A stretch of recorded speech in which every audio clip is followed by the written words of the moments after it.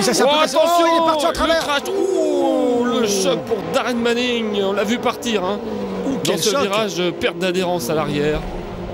Un petit peu comme Sarah Fisher tout à l'heure. Et là, à ces vitesses-là, même avec les barrières de sécurité et les murs qui amortissent. Même avec la décélération causée par cette perte de trajectoire, il doit taper à environ 250-260 km/h.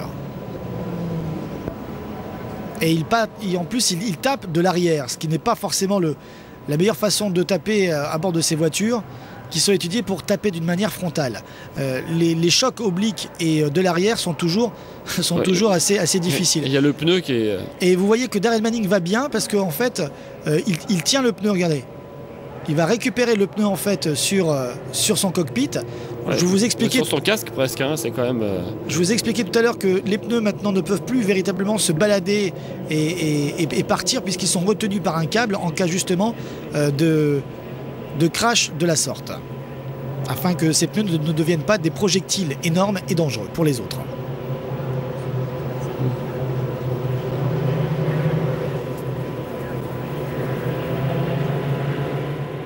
De la Andretti Green Racing sont aux avant-postes. Hein. Ce sont ces voitures-là qui font le spectacle actuellement. Il y a seul Dan Weldon qui arrive un petit peu à les contrer. Et Thomas Scheckter. Danica Patrick qui s'est mis dans le draft avec son coéquipier Frank Kitty pour essayer de propulser et l'Écossais et elle-même devant Weldon. Mais Weldon résiste. Oh, bien, attention, le crash, attention, quelle image.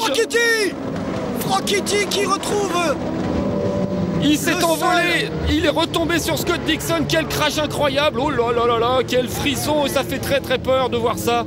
Quelles images, on a déjà vécu ce genre de crash sur AB Motor dans ce championnat, mais c'est terrible ce qui vient de se passer. C'est pas possible, la voiture, et on le sait depuis l'avènement de ces fonds plats sur ces monoplaces, lorsque la voiture commence à avoir le nez qui monte, elles ont tendance à partir en planant. Et là, bien sûr, nous vous présentons ce résumé et les minutes ont été très très longues pour tout le monde.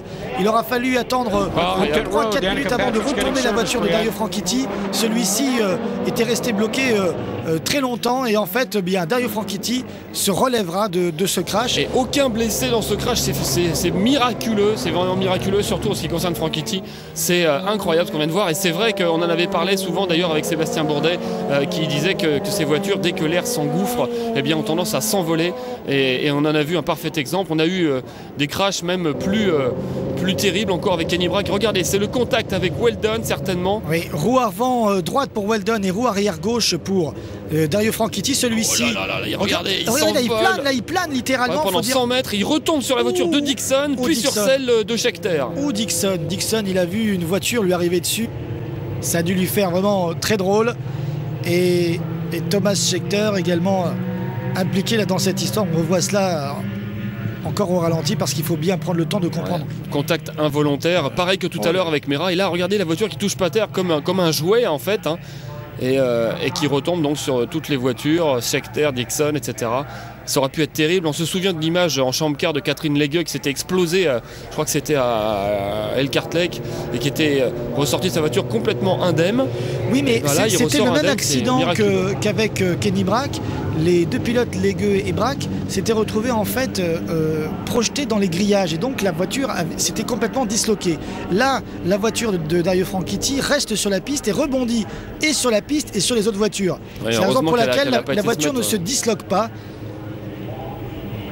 En tout cas, ça soulage de voir Franchitti sortir comme ça et marcher pour aller rejoindre tout seul. Oui, c'est un miraculé là, il n'y a pas d'autre mot. Regardez encore là ici, là, le vent vient s'engouffrer. C'est pour ça que la voiture reste. On a l'impression qu'elle pèse rien en l'air. On a l'impression qu'elle est en plastique cette voiture. Parce que n'oublions pas que la vitesse du contact est à environ 320-340 km/h. Et que après, on est toujours au-dessus des 300 km/h lorsque la voiture est en l'air. Incroyable cette image en tout cas, l'une des images de l'année, le crash de l'année pour l'instant. Et Danica Patrick qui est derrière, qui a vu un ovni à passer à côté d'elle. Oh là là là. En vitesse réelle, c'est encore plus impressionnant.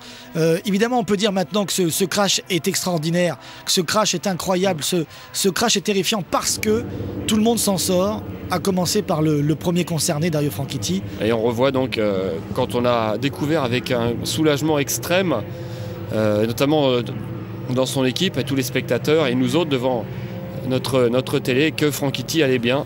Et ils l'ont dégagé assez rapidement. Et il allait bien parce qu'en fait, lui, il disait il y a Sam Ornish qui est venu aider. Au corps médical, il disait c'est bon, je vais bien.